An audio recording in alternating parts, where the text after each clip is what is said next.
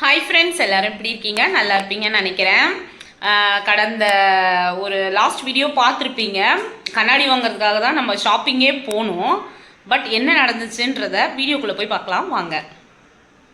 வாங்கின பேக்கை ஓப்பன் பண்ணலான்னு சொல்லிட்டு கடந்த ஒரு 2 days கழிச்சு இப்போ தான் இந்த பேக்கை ஓப்பன் பண்ணி எடுக்கிறேன். என்ன நடந்துச்சுன்னு தெரியுமா? வாங்க போனோமோ அதையே விட்டுட்டு வந்தாச்சு. ஆமாங்க, எல்லாமே இருக்குது. எந்த கண்ணாடியை வாங்க போனோமோ அந்த கண்ணாடியே விட்டுட்டு வந்தாச்சுங்க. வாங்க, நான் என்னெல்லாம் வாங்கிட்டு வந்தேன், என்னெல்லாம் பர்ச்சேஸ் பண்ணேன், அது எங்கெல்லாம் இருக்கும் அப்படின்றத பார்க்கலாமா? அதையாவது பார்ப்போம். நம்ம எதுக்காக கடைக்கு போகணும் தெரியும்ல, கண்ணாடி வாங்கிறதுக்கு தான் கடைக்கே போகணும். பட் ஆனால் நமக்கு என்ன நினச்சி தெரியுமா? பில்லிங்க்கு எல்லாமே தான் கொண்டு போனது. பட் ஆனால் அவங்க கண்ணாடி மட்டும் அதுக்குள்ளே வைக்கல, மற்றபடி எல்லாமே இருக்குது. ஏன் அப்படின்னா 2 days முன்னாடி தான் வாங்கிட்டு வந்தேன். இப்போ தான் அதை ஓப்பன் பண்ணி பார்த்தேன். இதே அப்போவே ஓப்பன் பண்ணி இருந்தா கண்டுபிடிச்சிக்கலாம்னு நினைக்கிறேன். என்ன சொல்லுவாங்கன்னு தெரியல. சரி, நான் என்னெல்லாம் வாங்கியிருக்கேன், எங்கள் வீட்டுக்கு என்னெல்லாம் தேவைப்பட்டுச்சு அப்படின்றத பார்க்கலாம் வாங்க. ஃபர்ஸ்ட் ஒன் பார்த்தீங்கன்னா பெரிய மாலை சொல்லியிருந்தேன்ல, பிள்ளையார். எங்கள் வீட்டில் பிள்ளையார் படம் இருக்குது, ரொம்ப நாள் ஆச்சு, 10 வருஷத்துக்கிட்ட ஆயிடுச்சு அதை மாலை மாற்றலான்ட்டு. வாங்க, இந்த பிள்ளையார் தான் சொன்னேன். ரொம்பவே அழகானவர், எனக்கு ரொம்பவே பிடிச்ச படம். பட் ஆனால் பார்த்தீங்களா ரொம்பவே அழுக்கா இருக்குல்ல. ஸோ அந்த மாலைக்கு தான் இந்த மாலை மாற்றிடுவோமா?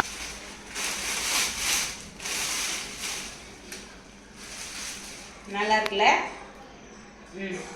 இதோட ரேட் பார்த்தீங்கன்னா 612 ரூபா. ரொம்ப நாள் ஆச்சு எங்கள் வீட்டில் மாற்றி, அதனால தான் இது பண்ணோம். நல்லா தான் இருக்குது. பட் ஆனால் கொஞ்சம் மெரூனும் ரெட்டும் சேர்ந்த மாதிரி இருந்துச்சுன்னா நல்லா இருந்திருக்கும்னு நினைக்கிறேன். என்னால் ஏறி எடுக்க முடியாதுன்ற ஒரு காரணத்தினால ஹெல்ப்பருக்கு ஒரு ஆளை கூப்பிட்டாச்சு. அது வேறு யாரும் இல்லை, எங்கள் வீட்டில் கொஞ்ச நாளாக குப்பை கொட்டிகிட்டு இருக்கவர் தான். கழட்டிட்டு இந்த மாலை போட்டால் நல்லா இருக்கும் தான் நான் நினைக்கிறேன். ஏன்னா பின்னாடி பேக்ரவுண்ட் ஆரஞ்சு இருக்கனால எல்லோ கொஞ்சம் காம்பினேஷனாக இருக்கும்னு நினைக்கிறேன். ஏன்னா இதுதான் இருந்துச்சு, அதனால எடுக்கலை இல்லை, இதுதான் இருந்துச்சு, அதனால இதை தான் வாங்கிட்டு வர்றதா போயிடுச்சு. ஃபோட்டோ கொஞ்சம் கிராஸாக இருக்க மாதிரி இருக்குது பாருங்கள். ஆரஞ்சுக்கு எல்லோ கொஞ்சம் கிளாரிடிக்கிற மாதிரி தான் இருக்குது. பட் ஓகே, பரவாயில்ல, நல்லா இருக்குல்ல. எதிர்பார்த்த அளவுக்கு இல்லை, பட் ஓகே தான். இங்கே தான் எங்கள் என்ட்ரன்ஸில் இந்த பிள்ளையார் ஃபோட்டோ இருக்கும்.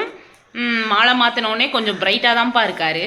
நல்லா இருக்கு, ரொம்ப பிடிச்சிருக்கு. சரி, நெக்ஸ்ட்டு என்ன வாங்கியிருக்கோன்னு பார்க்கலாம்.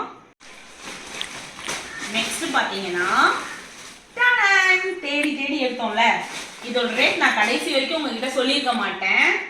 என்ன அப்படின்னா 179 rupees. உண்மையாகவே எங்கள் வீட்டில் ஃபஸ்ட்டு இந்த பூ இப்படி தான் இருக்கும், கொத்தாக இருக்குமா, அது ஒன்றுனா விழுந்துருச்சா, அதனால் 10 years ஆச்சு, அது கூட அது பண்ணலன்னா எப்படி, அதனால் புதுசு வாங்கியாச்சு, வச்சிடலாம்.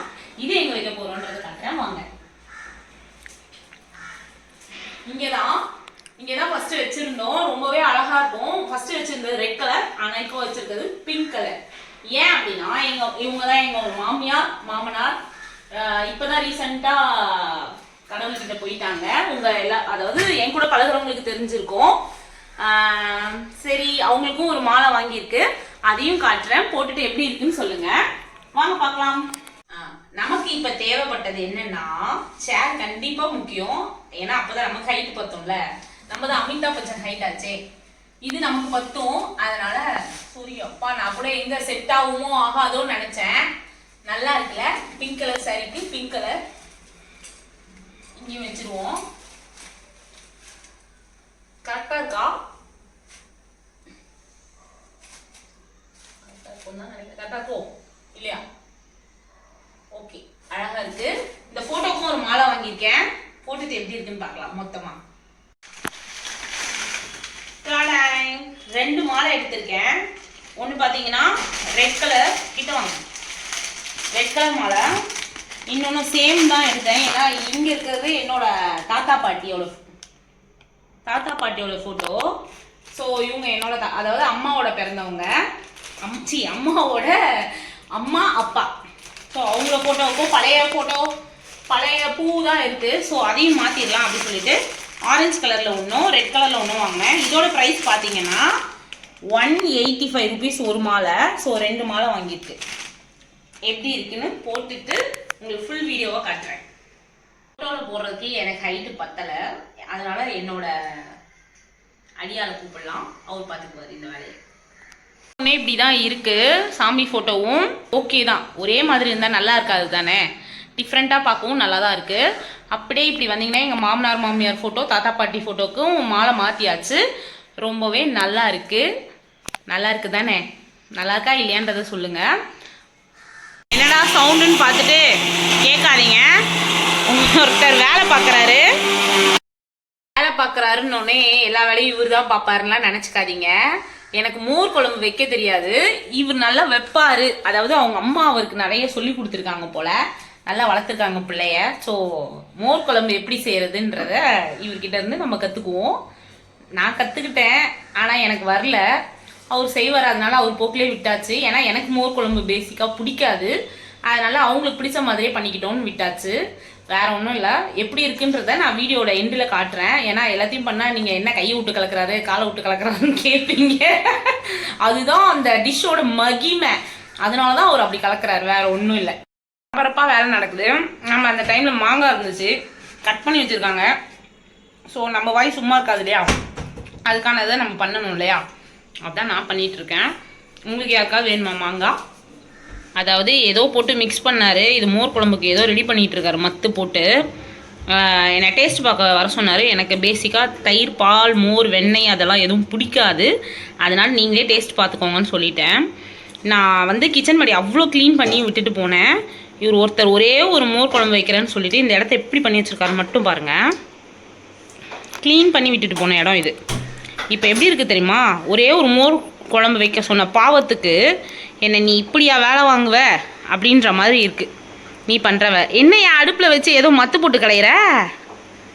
ஆ, இதான் இந்த டிஷ்ஷோட மகிமையோ? வாயை தோற. அப்போ இவ்வளோ நேரம் அரைச்சி அது பேர் என்னப்பா? ஆஹா, தெளிவாக சொல்லுப்பா. ஒன்றும் இல்லை, எனக்கு லைட்டாக ஸ்டொமக் பெயினாக இருக்குது, கொஞ்சம் பார்த்துக்கோங்கன்னு சொன்ன பாவத்துக்கு அவர் ஒரே ஒரு மோர் குழம்பு தான் வைக்க போகிறாரு. இதெல்லாம் தூக்கி நான் ஏற கட்டணுமா? எதுக்கு நான்? அதுக்கு அது ஒன்றுமே இல்லை, ஒரு தயிர் சாதத்தை போட்டு பிசைஞ்சு வச்சு சாப்பிடுங்க சொல்லியிருந்தா என் பசங்க சாப்பிட்ருப்பாங்க. இவர் சாப்பிட்றதுக்கு நான் பண்ணுமா? யார் யார் வீட்டில் இந்த குடும்பம்லாம் நடக்குதுன்றதை நீங்களே சொல்லுங்கள். என் வீட்டில் இப்படி தான் இந்த குடும்பம் போயிட்டுருக்கு. பார்த்தீங்கன்னா சாப்பாடெல்லாம் நான் செஞ்சிட்டேன், ஓகேவா? இதை இப்படி ஏற்றி இறக்கிறதுக்கு இவ்வளோ பெரிய அக்கப்போரு. ஏதோ டப்பு டப்புன்னு பொரியுது. க்ளீன் பண்ண கேஸ் ஸ்டவ்லாம் நாசமாக போகுது, அது மட்டும் நல்லா தெரியுது. இது என்ன நல்லா வதக்கி போடணுமா?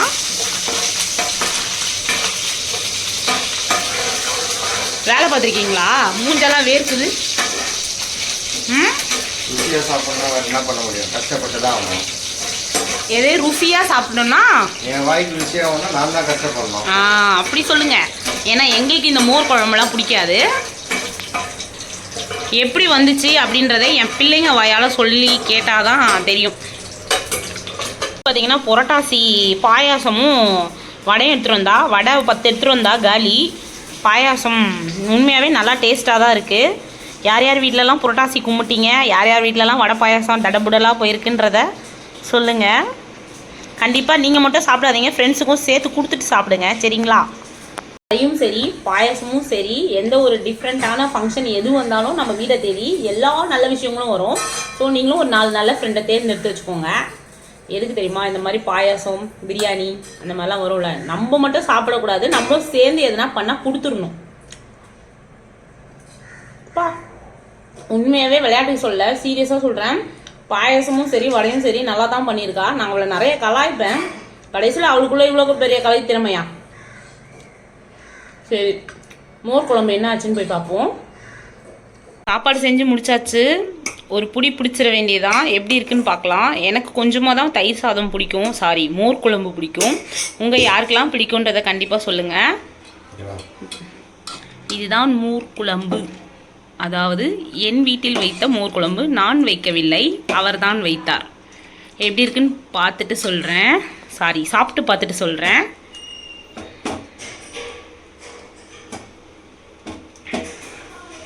சரியான சைடிஷ்னு பார்த்தீங்கன்னா இந்த பொட்டேட்டோ சிப்ஸ் தான். இதை போட்டு நசுக்கி போட்டு சாப்பிட்டா ரொம்பவே நல்லாயிருக்கும்.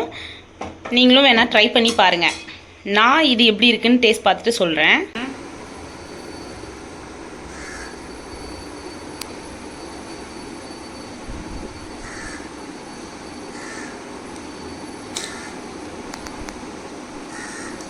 என்னதான் இருந்தாலும் நான் வைக்கிற மாதிரி இல்லை, சும்மா சொன்னேன். நல்லா தான் இருக்குது. மோர் குழம்பு நல்லா தான் இருக்கும்னு நான் நினைக்கிறேன். இவர் நல்லா சமைப்பார். அதாவது மோர் குழம்பு மட்டும்தான், ஓகேவா? அண்டர்லைன் மோர் குழம்பு மட்டும்தான், மற்றதெல்லாம் நான் மட்டும்தான் செய்வேன். நல்லாயிருக்கு. நீங்களும், ஏன்னா இன்றைக்கி சனிக்கிழமை இல்லையா, அதனால் மோர் குழம்போட சிம்பிளாக முடிஞ்சிச்சு. இந்த வீடியோவை இவ்வளோ நேரம் பொறுமையாக பார்த்ததுக்கு ரொம்பவே நன்றி. தேங்க்ஸ் ஃபார் வாட்சிங்.